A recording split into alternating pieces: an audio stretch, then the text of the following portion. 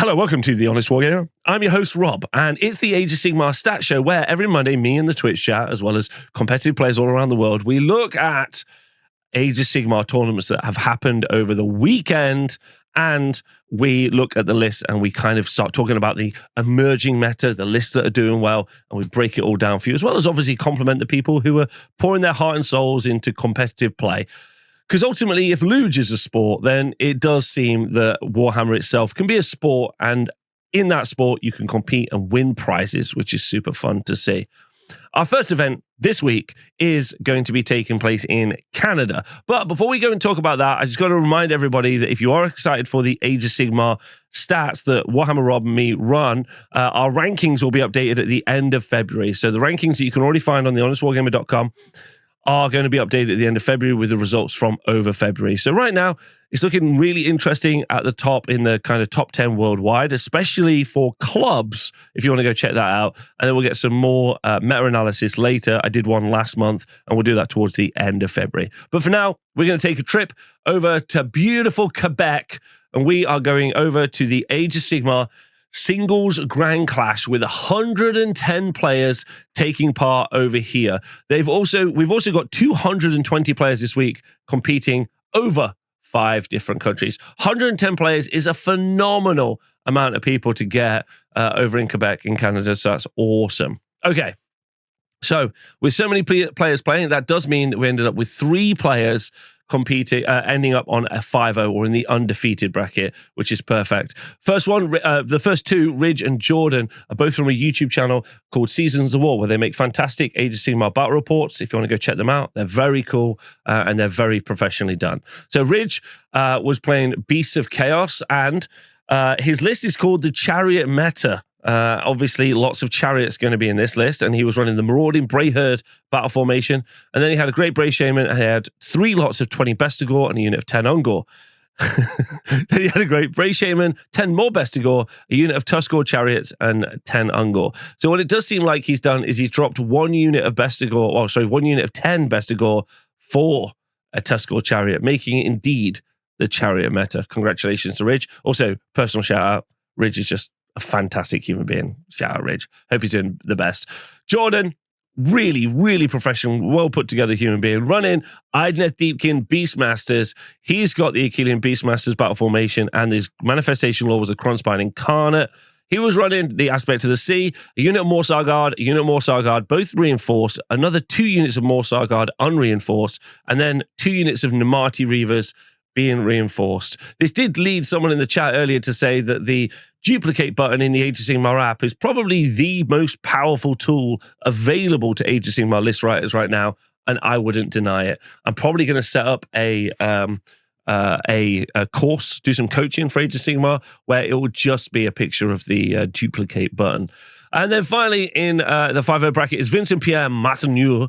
Also, should just shout out Deepkin, so hot right now. So hot right now. Especially after they were considered to be not that great, and now it's proving that they are very, very good. Vincent Pierre Martineur was running a list called Ghosts Everywhere, which was a Nighthaunt list in the Deathstalker's battle formation. His manifestation was Morbid Conjuration, and he had Aurat the Drowner, a reinforced unit of Bladegeist Revenants, a reinforced unit of Hexwraiths and a unit of Hexwraiths, then a Guardian Souls, a reinforced unit of Bladegeist Revenants for 2 units of them, and then 2 Dreadscythe Harridans. So even though this has taken what has been, I think, 5 or 6 nerfs now since the launch of Age of Sigmar 4, it's still a list played by someone great that is able to go 5-0, which is pretty impressive, which is awesome. Let's go look at the absolutely huge amount of 4-1s. Next up, we're going to look at the 4-1s with such a massive event. It's going to be a load of people.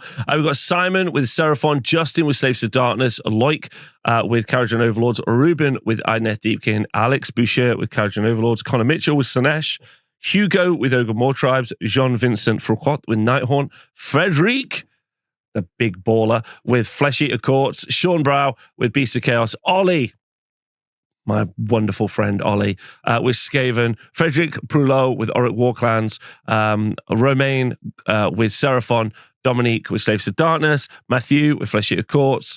So let's just take a moment before we go look at those lists in detail. Pretty cool. We've got a ton. Flesh Eater Courts featuring, obviously, Slaves of Darkness in there as well, but not striding atop the 5-0 slot. A cheeky Skaven in there from Ollie is amazing. More Beast of Chaos.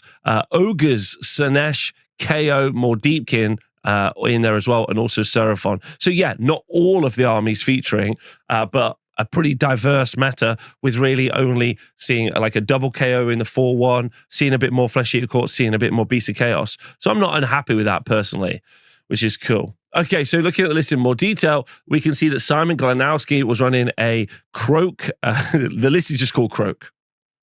Like it's like Adele. Seraphon list with Eternal Star Host and Manifestation or Morbid Conjuration. Croak, unit of Croxical Warpspawn, a unit of Raptidon Chargers, a Skink Starseer, 2 Hunters of Hauntshade with Dart Pipes, Raptidon Chargers again, Skink Oracle on Troglodon, Realm Shaper Engine, and the Saviors of Cinderfall. Now, the Dart Pipes over the Bowlers is probably because they're a little bit cheaper. They're 20 points cheaper now. But it looks like the Croak Bomb definitely there from the Skink Oracle. Croak there, doing tons of damage. Very fun. Definitely in one of my top lists at the moment. Slaves to Darkness, Justin with a Dark Oath Horde is the name of the battle formation. He had Be'lakor, the Dark Master, 6 Chaos Furies, 10 Chaos Chosen, 6 Varangard, and then a Dark Oath Chieftain and 2 units of 10 Dark Oath Marauders. So I'm going to just say I'm not sure it's really a Dark Oath Horde list. Is actually 10 Chosen and 6 Varangard.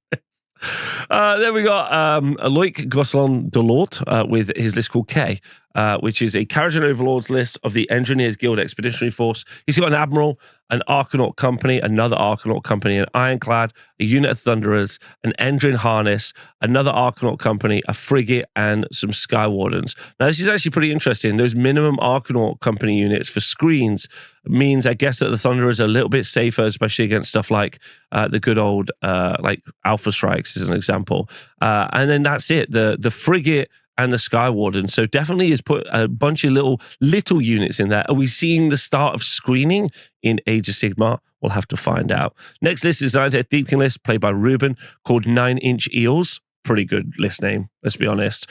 His Manifestation Law is Morbid Conjuration. He's running Achillean Beastmasters. He had an aspect of the Sea Eidolon. He had 2 reinforced units of Ishling Guard, an Achillean Leviathan, a unit of Namati Reavers, and he had the Regiment Renown, the Black Talons, with Neve Black Talon and Lorai in there as well. So sometimes you'll see Deepkin commit to having that cheeky Regiment Renown. Obviously, Lorai is really excellent because she's also a Deepkin wizard, but low drops, it's only a 2-drop list, and then just tons of damage from the Ishling Guard. So very cool. And they're just so fast. Alex Boucher was running a list called Co Savons Dreki, which is a Kharadron Overlords list of the Engineers Guild Expeditionary Force, an Admiral, an Ironclad, an Engine Harness, an Engine Master with Engine Harness, and then a reinforced unit of Thunderers. Then a reinforced unit of Skywardens, Dreki Flint, an Arcanaut Company, and then an Arcanaut Frigate. So again, those smaller units coming to the fore, and that's 2 4-1s for KO up here at a really major event. So I think people should be really happy with that. Connor Mitchell was running a list, a Sinesh list called Sinesh Down with a Thickness, which is a Seeker Cavalcade battle formation with a Manifestation or Aetherwrought Machineries. He had Glutos, 2 reinforced units, a reinforced unit of Blitzbarb Archers and a reinforced unit of Slitblade Seekers. Then a Keeper of Secrets, a unit of Hellstriders, and 2 units of Seekers as well. So really quick, especially if you're doing tactics with the Seekers. That's a really obvious choice. And then quite a bit of, a little bit of shooting from the Blitzbarb Archers. Then Glutos and the Slickblades and the Keeper, definitely like frontline fighting pieces. Very interesting to see them play. I think Glutos definitely the hot pick for Sinesh at the moment. Then we got Hugo Canado, and his list is called the Big Boy Wizard, which is an Ogre Moor Tribes list of the Beast Handlers battle formation, and he was running the Primal Energy Manifestation Law. He had Kragnos, reinforced unit of, not a reinforced unit, a unit of Stonehorn Beast Riders and a Stonehorn Beast Riders. Then a Frostlord Stonehorn, 2 units of Frost Sabers, and then a Huskard on Stonehorn, and a Slaughtermaster, making it a 3-drop list. But as we know right now, Ogre Moor Tribes are super good because you're able to do a ton of mortal damage on the charge. And I don't know if you know this, Kragnos, the general, Kragnos is able to make destruction units charge 3d6. Just, double down on the fact that someone at Games Workshop has a centaur in, passion. And then Jean-Vincent Foucault is running a Deathstalker's Nighthaunt list with Manifestation Law, the Chthonic Sorceries. He has Reikenor, a Cairn Wraith, reinforced unit of Dreadscythe Harridans, and 2 reinforced unit of Grimghast Reapers, Outright the Drowner, reinforced unit of Craven Throne Guard twice, and then a unit of Pyregeists as well. So that double unit of Craven Throne Guard is super interesting. Super interesting. Haven't seen that see play much. Pyregeist as well is really interesting. But, you know, you've got those 2 big blocks of Grimghast Reapers. Feels very cool. That's a very cool list. Very fun. Very different. Then Frederic has got a list called More Beg Power. And his manifestation law is Aetherort Machineries. And then he is running the Lord of the Manor battle formation. He has got Usharan, 2 reinforced unit of Morbin Knights, a unit of Crypt Ghouls, Marascore Herald, then an Abhorrent Cardinal, a unit of Royal Beast Flayers, and another unit of Morbin Knights. Morbeg Knights, Morbin Knights as I now call them, definitely the pro move, and Frederic also a pro player, so great to see. Well done to him. Sean Brow was running Beast of Chaos. He was running the Almighty Beast Herd from the Manifestation Law Bestial Manifestations. He had a Doom Bull, a reinforced unit of Bulgors, unit of Ungors, a Great Bray Shaman, and then 1, 2, 3 units of Bestigors. Certainly not the worst Gors, and certainly not what I started really hopeful at the start, but then we descended. So great work. 60 Bestigor, Doom Bull and Bulgor, though, very cool to see. Then you got Ollie Morin. Ollie is 15, I think, if I've got that right. So amazing work going 4-1 at a huge event. Shout out to Ollie, such a great human. Shout out to his dad as well. I hope they're listening. And he's running a list called Skirglings. It's a great name as well. And he's got Warcog Convocation for a Skaven list. And he's got a Grey Seer, a unit of Night Runners, and a Warlock Bombardier. Then an Arch Warlock, a unit of Clan Rats, a unit of Rattling Guns, and a Warp Lightning Cannon. Then a Grey Seer, 2 more units of Clan Rats, a reinforced unit of Storm Vermin, and then the Regiment of Renown Nurgle's Gift, which is the Nurglings, which means when a unit dies, potentially a unit of Nurglings pop up. Now, this is a really great control piece for being able to pin people's movement and make people not be able to go where they potentially want to be, which is awesome. But is based on a dice roll and a little bit difficult. But you can see that he's clearly tried to make that happen, because instead of going for more reinforced units of Clan Rats, which have got like a higher wound density, therefore their D3 return and also rallies is a little bit more useful and beneficial. So the minimum units means that more likely to get the proc for the Nurglings from that, which is super fun because it requires a unit to die. And then I guess those Rattling Guns are doing some solid work. Very cool to see.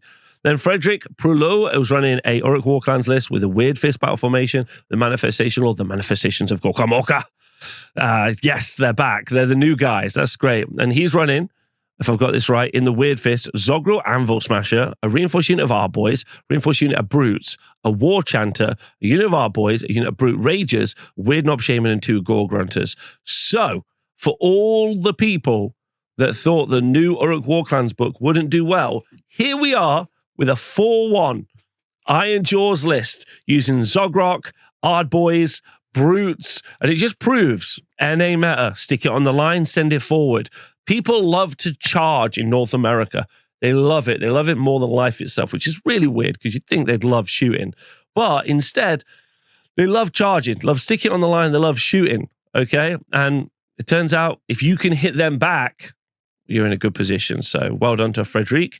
Then Romain was running a Seraphon list with a Sunclaw Star Host, and his manifestation law would be Morbid Conjuration. And then he's got Lord Croak, a reinforced unit of Agrodon Lancers, a smaller unit of Agrodon Lancers, a reinforced unit of Cruxical Warp Spawned, then a Skink Starseer, the Hunters of Haunt You with Starstone Bowlers, Raptidon Chargers, and Terror Wings. My God, seeing Seraphon skyrocket up the win rate since the Battle Scroll update gave them a usable caster has been incredible. Well done.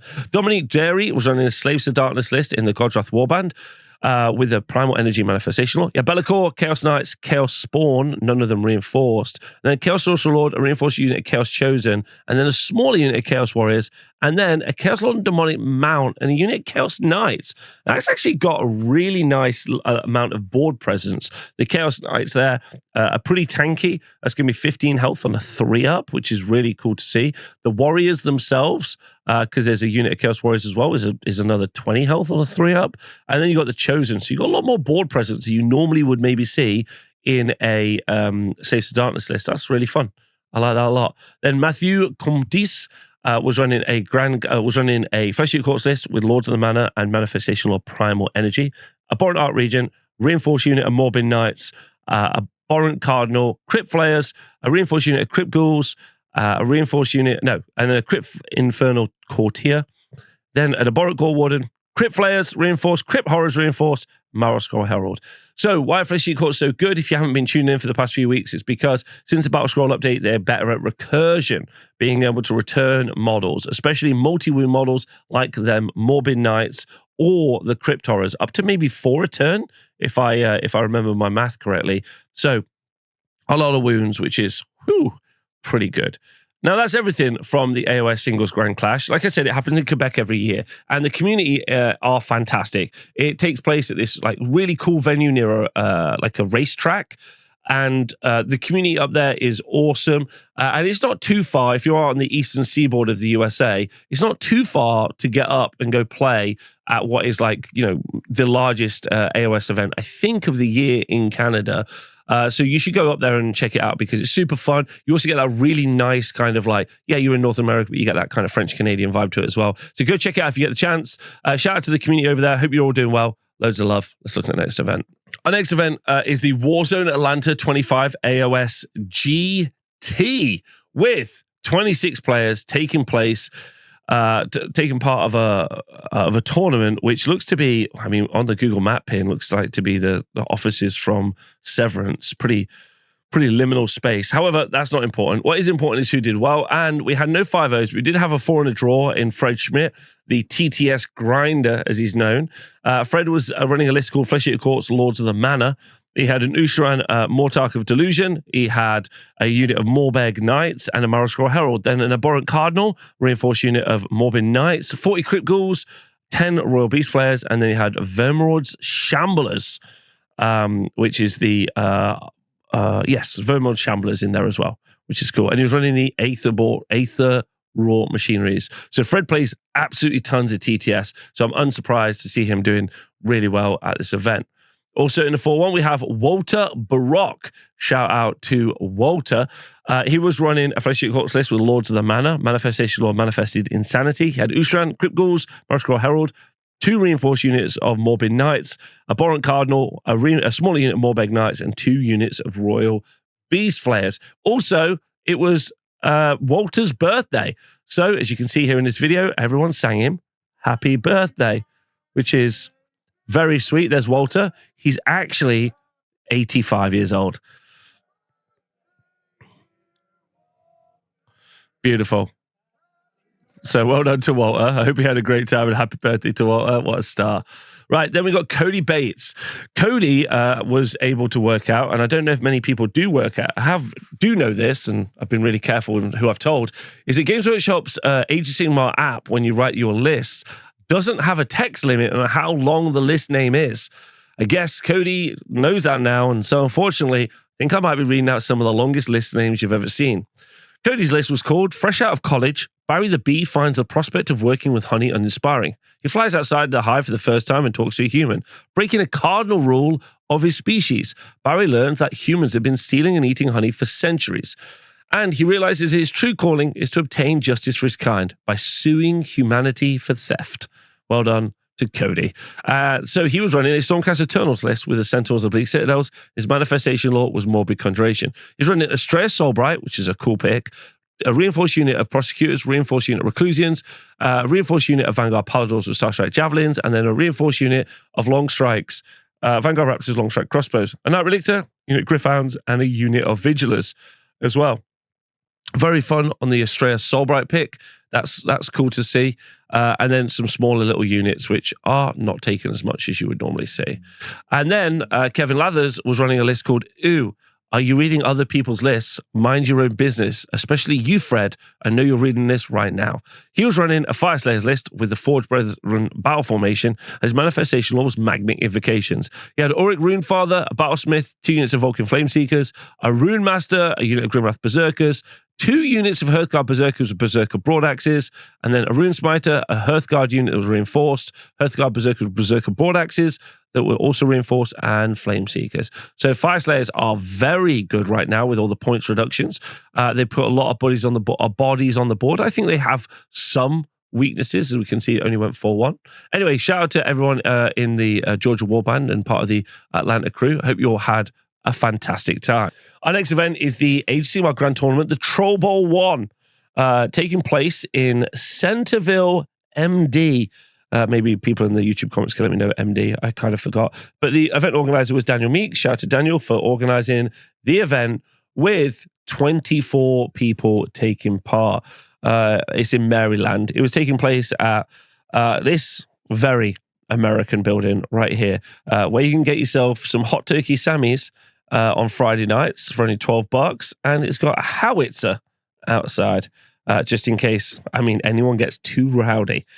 Right, so if we go and look at the event results, you can see that Nicholas Walters was able to win the event with Slaves to Darkness with a list called I'm Painting More Models, Sorry. His list was a Godroth Warband, and he was running Be'lakor, 2 units of Chaos Furies, Chaos Social Lord, a reinforced unit of Chaos Warriors with the Banner of Rage, a smaller unit of Chaos Warriors, and another unit of Chaos Warriors in what is a fantastic twist for Nicholas. I think this is great. Those Chaos Warriors are rock solid, incredible amount of wounds. And like I've talked about on previous shows, we're finally starting to see a DPT checklists come into the game. So that would be damage per turn. Are you able to lift that many Chaos Warriors, especially with Be'lakor? The answer is probably no, as proven here. Well done to Nicholas. First ever Troll Bowl, Troll Boss, Bowl Boss, Nick Scooter Walters. How's it going, Nick, people? How's it going? How do you like, congratulations first of all. Thank you. How do you like Slaves? Oh, slaves are fantastic. There's lots of different lists. I think is the part that's cool about Slaves, right? Cool. It's you can go meat, you can go elite units, you can go a lot of stuff, you can go tricks. You can't go magic, and there's no shooting, so don't go shooting. You didn't need it. Lots of tricks, lots of tricks. I know a lot of the guys, myself included, Iron Jaws fans. They want to know: you think it's going to make it? You think we got to banish ship and jump to Slaves, or do you think there's a room for success in Iron Jaws? There's some good lists in Iron Jaws for sure. There's some good lists. The problem is I just feel like the Slaves do it better than the list can do it. I think there's stuff there, and I will be playing them, but hitting on 4 is not my thing, Game Workshop, but it's okay. Cool. Yeah. Well, what do you think stands out in this event for Slaves? Like, so you took it undefeated, the only undefeated in the event. What do you think was the number one thing that Slaves gave you that put the edge over, say, Iron Jaws or another army? Bodies, and because of the marking system, how you can make a mark each turn, it makes your actual gameplay more fluid. Like, you're not all in at any one point. If you need to get somewhere, Slanesh. If you're worried, make a marker Nurgle. You know, because you do damage, Corn. And being warriors, you're just 3-up save with a ton of attacks. Like, nice. High. Like, it's going to be hardy. 160 wounds? 120 wounds. Yeah. It's a lot of wounds. It's a lot to chew through. And it's a good save. It's a very good save. Very good save. Well, I watched a lot of his games. They were awesome. Rolled well, played well. Yeah. Awesome opponent. Congratulations. Thank you. First bowl boss. You guys got to come out of the trolls, man. It's too good. And the shorts the ring? Yeah. And also that means you're just winning on the primary, because you're winning on the primary with the Warriors, and then you're winning, then you're doing battle tactics with Furies. Very cool. Mark Reed was running a list called Primetime, which is a Stormcast Eternals list with the Sentinels of Bleak Citadels. He had a Manifestation Law, Manifestations of Storm, with Celestin Prime, Dracothian Guard Fulminators that were reinforced, Lord Terminos, Reinforced Unit of Reclusians, Reinforced Unit of Stormdrake Guard, Knight Arcanum, Vanquishers, Vigilers, and smaller unit of Vigilers. So Stormdrake Guard not being reinforced is interesting, just a unit of 2 over a unit of 4. But the Vigilers for tactics, the Terminos with the Quicksilver Draft with the Reclusians is a constant combo, and the Prime is something pretty new. And then Scott Dealman was running a list called Neve Black Talon and the Soggy Bottom Boys, which was a Idoneth Deepkin list with Achillean Beastmasters. He had Aspect to the Sea, an Ishling Guard unit, a Leviathan, and a Leviathan, double Leviathan. This won't be the first time we see that. And the Black Talons, Lorai, Child of the Abyss, Neve Black Talon, and Neve's Companions. Would you believe it? Fantastic. Hope everyone had a great time at the event. And I also hope they were able to get themselves some great little turkey Sammys. Shout out to everyone in MD. Our next event takes us to Scotland. So we're going over to Scotland right now, and we are at the Battle for Green Hollow GT AOS, which was an event that was 4 different game systems were happening all at the same time, organized by Vlad's Emporium, and the event was run by Vladimir Davidenko. So we've got some cool people doing well in the results, but it was also taking place in this lovely little venue in Glasgow. So in Glasgow in Scotland, get a chance to go up there, you should. There's also some cool pictures. It looks like the event organizer and his wife, very adorable, were doing the events, but they also did a bit of a dress-up situation, making it super fun and very cool. Got some pictures from the event as well. So shout out to Archidar for providing those. Looks like a very spacious event. Like, there's a lot of room around each table there, which I'm not mad about. That's pretty good. Okay, cool. So if we go look at who did well, we can see that JJ Cropley of the Steamed Warhams, you can see that tall drink of water on the left-hand side there in this picture, was running a Sentinels of the Bleak Citadel Stormcast Eternals list. He had Karazai the Scarred, a unit of Reclusians and a Lord Terminos with a Quicksilver Draft in the Envoy of the Heavens, then a unit of 3 Paladors with Starstrike Javelins, 3 Praetors, then a Lord Veritant, a unit of Vigilers, a unit of Retributors, a unit of Prosecutors in this list. So the Prosecutors were reinforced, which is the important point to note. So big General Karazai, little unit of Prosecutors to do some 3d6 charges and everything else that you normally see. Then Fraser Smart, with 4 in a draw, had a list called Gaunt Summoner 1-drop, General's Handbook 2024 to 2025. Very, very informative list name. He's running a Slaves to Darkness list in the Grodsroth Warband. And then he had a Manifestation Law, Forbidden Power, Spell Law of the Damned. And then he had a Gaunt Summoner, a Reinforced unit of Chaos Chosen with a Banner of Screaming Flesh, a unit of Chaos Chosen, a unit of Chaos Furies, and a unit of Reinforced Varangard. I didn't think you could get 2 units of Reinforced Chosen and a Reinforced unit of Varangard on the list. Probably shouldn't be able to, but that's great. Well done to Fraser. And then Raphael Colburn was running a list called Hey Bro, Leave the Skinks Alone, Bro, Croxagore list. And he was on a Seraphon list called Sunclaw Starhost with a Manifestation Law, Morbid Conjuration. Eskeek Starseer, Reinforced unit of Croxagore, Reinforced unit of Croxagore, a Reinforced unit of Croxagore. The last 2 were Warp Spawned. Then a unit of Raptidon Chargers that was reinforced. Skink Starseer, a smaller unit of Raptidon Chargers as well. So all Croxagore all the time with that list, with the Skink Starseer and no Slan is a wild pick, but very cool to see. Very, very fun. Hope everyone had a great time at the event. Loads of love. Our next event took place in the United Kingdom. Oh my God, at the TSN Arena here in Nottingham. That's literally where I run events all the time. We also, if you'd like to come to Nottingham to play in our events, we have events, especially for Age of Sigmar, at least once a month. They're called the Realmgate Rebellions. You can find them on the tsnarena.com. Also find a link to the events on the honestwargamer.com as well. I think people really like the events here, and it would be awesome if you'd like to come to the events here as well. We have a full roster for the next 4 or 5 months. We've got teams events, we've got singles events, and you should come along and play. It would be awesome to see you. And I try and provide an experience where people can, like this weekend, Leighton, who was returning and playing his first games of 4th edition, and also Jesper, the captain of the Swedish national team, are all able to play in the same environment and hopefully have a great time, which I really enjoy. Okay, so talking about the event, what's very cool is Sam, who won the event. It was first ever 5-0 with Idneth Deepkin. So I think I'm really happy for him. Super fun guy. We all went for dinner. We always go for dinner with people on Saturday night. Went out for dinner. We had a chat. He's like a jazz musician. Super cool dude. Knows loads of stuff. So really fun talking to him. He was running a Achillean Beastmasters list, and his list name was called Sea-Based Mutant Giant Turtles. He had a Manifestation Law of Primal Energy, and then he had an Aspect of the Storm Eidolon and Mathlan. He had an Achillean Leviathan and a Achillean Leviathan. He had a unit of Morsar Guard and another unit of Morsar Guard as well. So very cool. The double turtle list, kicking ass and going out, and that's super fun. So I'm really happy for him. Jesper was over from Sweden. It was really great to see him. He was running the Mortek Ballistari OCR Bone Reaper list. I think that's actually our first Bone Reaper list this week. He had a Manifestation Law with the Horrors of the Necropolis, and he had Catacross, a Reinforced Unit, a Morghast Archive, so that big smash unit, a Mortek Crawler, an Ossifector, a Mortek Crawler, the Tetratic Cohort, Soul Mason in there as well. So the Morghast Archive have to actually do, along in conjunction with Catacross, have to do a lot of the heavy lifting against many different units, and then the Mortek Crawler's doing some work. But I know for a fact everyone loved playing against Jesper and having him over, and he ended up with the chillest person award, or that's our best sports award, gaining first place, which is his first ever best sports award ever. So congratulations to Jesper for that. Then Gareth Barnum was our other 4-1.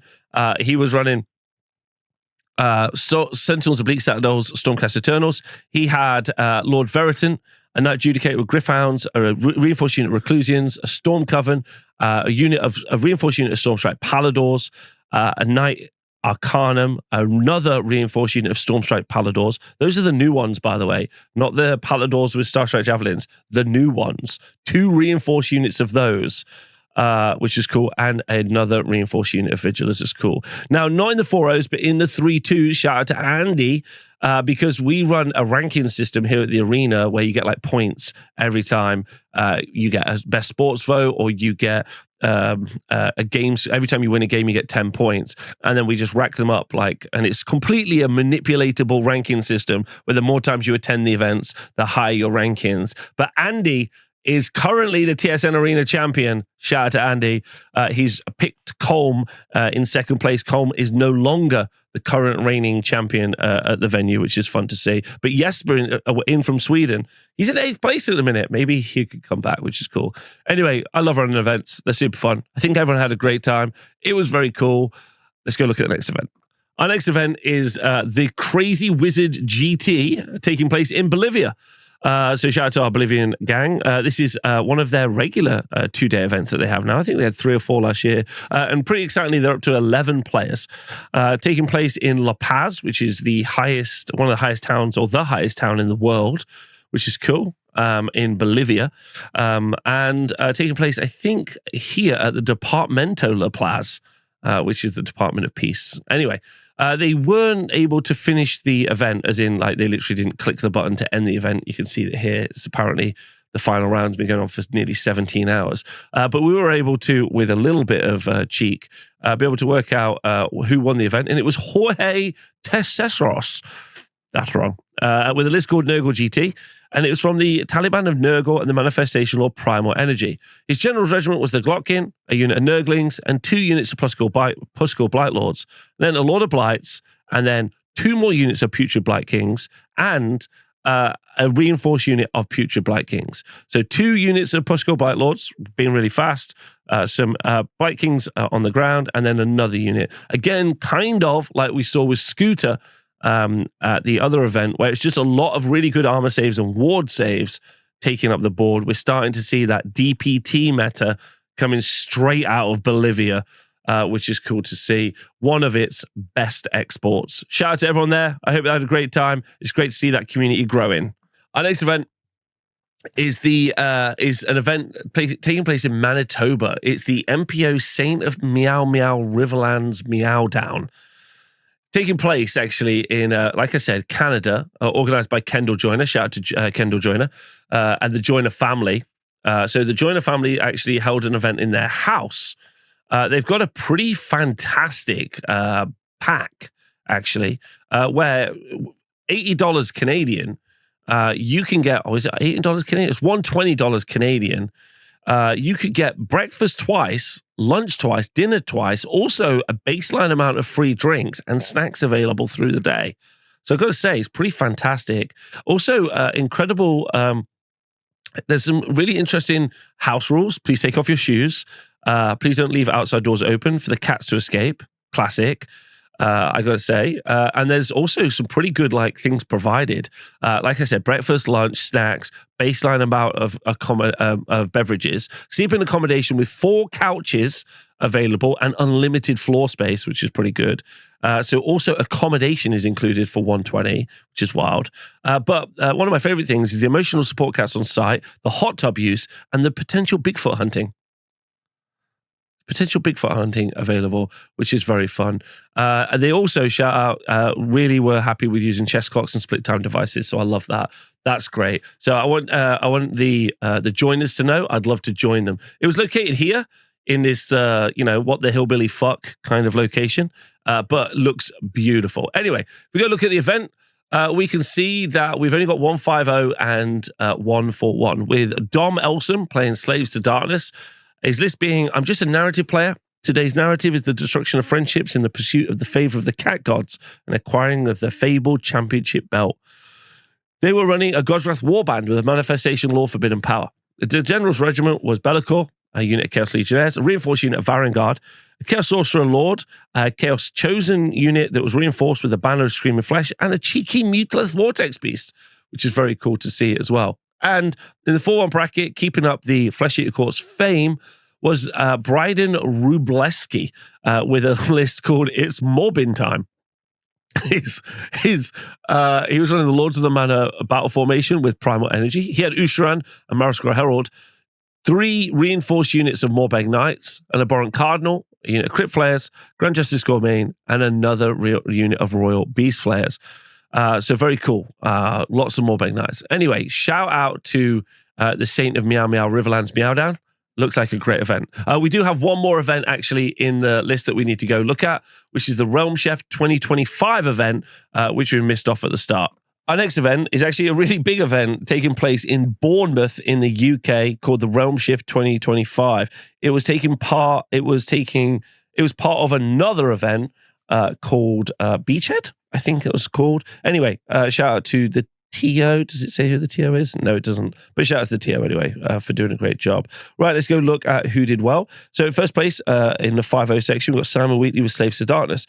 He was running a Legion of the First Prince list with Manifestation or Primal Energy. He had Bellicor, a reinforced unit of Bloodletters, another reinforced unit of Bloodletters, and a unit of Flamers. Then Eternus, 2 units of Chaos Furies, a unit of Chaos Legionnaires, then a Chaos Sorcerer Lord in this list as well. So this might be our second time that we've featured Legion of the First Prince doing really well with some out there choices, which is fun to see. Right, then Jamie Denny with Sylvaneth is running a Outcast battle formation and the Morbid Conjuration. He decided not to go for Lariel and instead got Lady of Vines, unit Kernoth Hunters with Scythes, Belthanos, 2 units of Gossamer Archers, Warsong Rev, and Kernoth Hunters with Greatswords. So 2 big bricks and then a Branch Witch with Gossamer Archers to score. I think that's quite a fun choice. Instead of having stuff come back, just be able to push more stuff forward. So that's fun to see as well. Then looking at the 4-1s, we've got Mark Padden with Slaves to Darkness, running a list called Yo Dog, I heard you like the Activation War, so we got Strike First and Strike Last, so you can strike last while I fight twice. Perfect. With a God's Wrath Warband, Slaves to Darkness list, Manifestation or Twilight Sorceries. He has Bellicor, Reinforced Unit Chaos Chosen, Chaos Lord, a unit of Chaos Knights with a Banner of Screaming Flesh, and a unit of Chaos Warriors and the Mind Stealers Phalanx in there as well. So some fight twice and some fight first in there. Then in the 4-1, Brandon Eaton with Skaven was running the Fleshmeld Menagerie. Second time we've seen this now with the Manifestations of Doom. Thankwall on Bone Ripper, reinforced unit of Rattling Guns, reinforced unit of Storm Fiends. Then another reinforced unit of Storm Fiends, and another unit of Storm Fiends, taking us up to 15 Storm Fiends, which is very cool to see with Thankwall. Obviously, being able to use that the Fleshmeld Menagerie and be able to spam the Storm Fiends is excellent, and well done to Brandon for doing so well with it. Then Paul Buckler with Slaves to Darkness was running a God's Wrath Warband, and he was running Bellicor, a unit of Chaos Chosen with the Dread Banner that was reinforced, Eternus, a unit of Ogroid Therodons that was reinforced, Chaos Sorcerer Lord, and another unit of Varangard. Very cool. And undifferent to everything, but Therodons are in there. Then we got Matt Bryan with Stormcast Eternals. He was running Vanguard Wing with the Primal Energy, with Karazai, Praetors, Prosecutors, a reinforced unit of Long Strikes, and Vanguard Paladors with Starstrike Javelins, a Knight Arcanum, Griffhounds, and Vigilers. Then we got the James Brick with Soulblight Gravelords. He was running a Bag of Boners list, which was a Soulblight Gravelords list in the Death March battle formation with Morbid Conjuration. He had Manfred, Black Knights reinforced, Black Knights reinforced, Graveguard reinforced, and then a Necromancer, Deadwalkers, and Direwolves. So very cool to see Soulblight Gravelords doing well at all. And that Black Knights bus being sent forward is very fun with Graveguard hitting. That's great. Well done to James. You got Ian Belcher with Flesh Eater Courts, running Lords of the Manor and a Cronspine Incarnate. He had Ustran, Crypt Haunter Courtier, Crypt Horrors, both reinforced, Abhorrent Art Regent, Reinforced Shooter Morbeg Knights, and a Royal Zombie Dragon. Very fun to see. A little bit different, and not all Morbeg Knights, so we love that. Then we got Ian Belcher with Flesh Eater Courts. He's running a list called Ghoul Run-Ins, which was Lords of the Manor and Manifestation Lords Cronspine Incarnate. And then he had Ustran, a Crypt Haunter Courtier, 2 Reinforced Unit Crypt Horrors, a Dark Regent, Grand Justice Gourmet, and Morbeg Knights, and a Zombie Dragon. Oh, I think I just read that out. I apologize.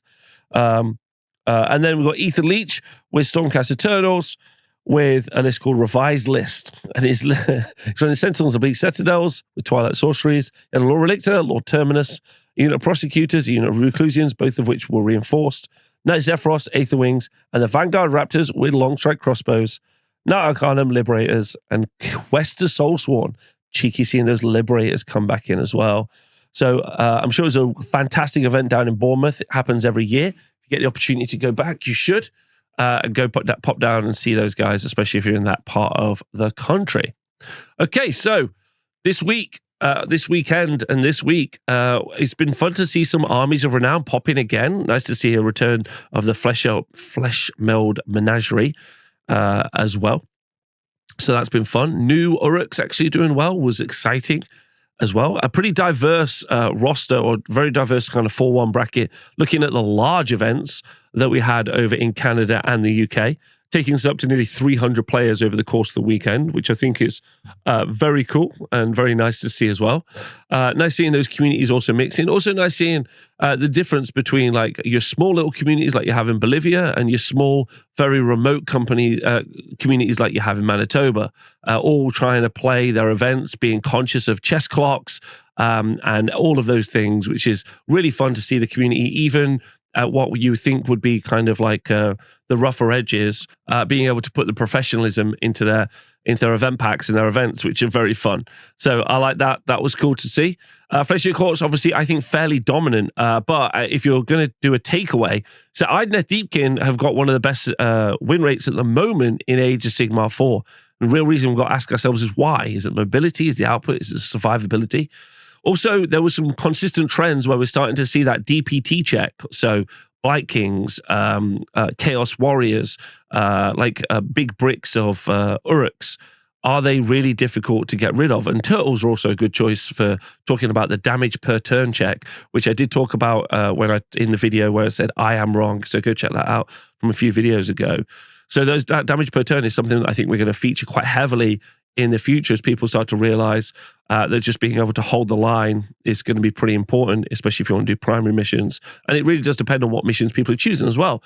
If, like we saw at the LVO, a lot of the mission packs and a lot of the missions are all choosing all the objectives in the middle, which is what we have seen from the event results so far, then that means that more players are going to just take stuff that can just stand there for 2 to 3 turns. Also, special shout out to Scorched Earth as a battle plan.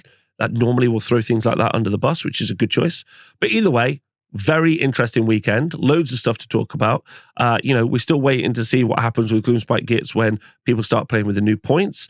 Soulblight Gravelord's coming up in not too long. People starting to just put their Uruks that they've painted after the new book on the board as well. That'll be interesting to see. And we're not too far away. About a month away, maybe about 8 weeks away from another Battle Scroll update, which could be pretty big. So loads of things to kind of mix up the meta and what we're seeing at the moment. Hope you've enjoyed the video. If you do want to support me, you can always join the Honest Wargamer Patreon. We've got a really active Discord community. It'd be cool to see you there. If not, thanks for watching the video. I'll see you soon.